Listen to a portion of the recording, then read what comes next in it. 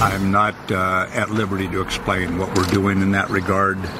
Just rest assured there are actions underway to protect our elections or to expose any by anybody, external efforts to influence the American public, to show false news, that sort of thing. We have ongoing efforts, but I'm not going to go into any details right now.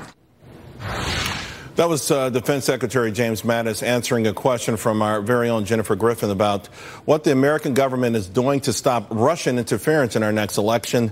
This exchange coming shortly before President Trump convened a high-level meeting with national security officials at the White House this afternoon. Of course, the central issue, election security. To my panel, Leeza Garber. She's an attorney specializing in cybersecurity and privacy issues. Jillian Melcher's back with us as well.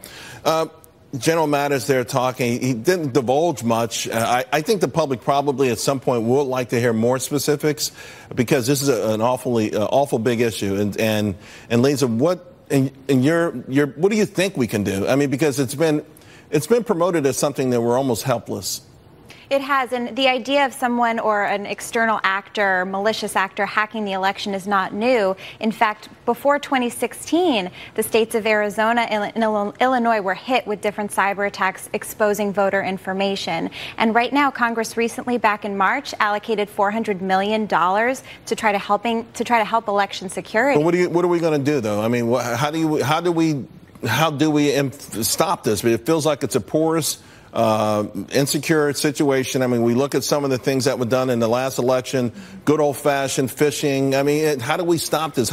It's got to take a lot of education, and what else? There's also going to take some updating. Part of the problem is that every state, in fact, every county and town has its own sort of way of managing their elections, whether it's paper ballots, whether it's electronic digitized formats, or whether they're connected to the internet. So in actuality, a party couldn't carry out a cyber attack against the entire country at the same time. Right. What most likely will happen, and what we've seen before, is that they'll either gain access to the voter database, not necessarily manipulate the votes, but they'll get to see who's voting and all of their personal information.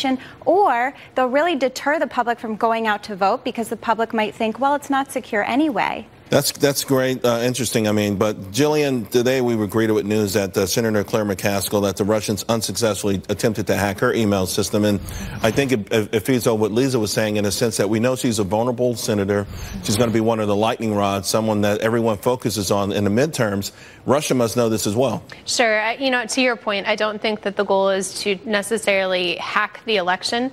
It's to undermine public confidence in American democracy. And I think the first step to addressing this is really understanding that, particularly when it comes to cybersecurity, Russia is not our friend. They're acting as an enemy in this way. I mean, one of the most interesting things I've read recently on this is the U.S. had to suspend collaboration of going after criminal hackers. They would give Russia a heads up, hey, you've got this hacker stealing people's personal information, acting in a nefarious way, and the Russian government would recruit them, say, we're not going to make this criminal anymore. We took care of your crime problem. They're now doing it legally. So I think we've got to be realistic and really crack down on them, really counter that with strong action. And also, it's not just Russia. It could be any external actor. It could be China. It could be North Korea. All have amazing cyber talent. But it also could come from internal sources within the U.S. We have to be realistic. Is there a point where it could impact an outcome of an election, though? Definitely. All of these election systems are vulnerable, even though they're all a little bit different right now, and the federal government is trying to better regulate them, although there's a little bit of contentiousness between the states and the federal government because a lot of the states want to manage it on their own. But these are outdated systems. It's just like our electric grid, our water supply. All of these things are hackable. All right, ladies. Thank you both very much. Really appreciate it.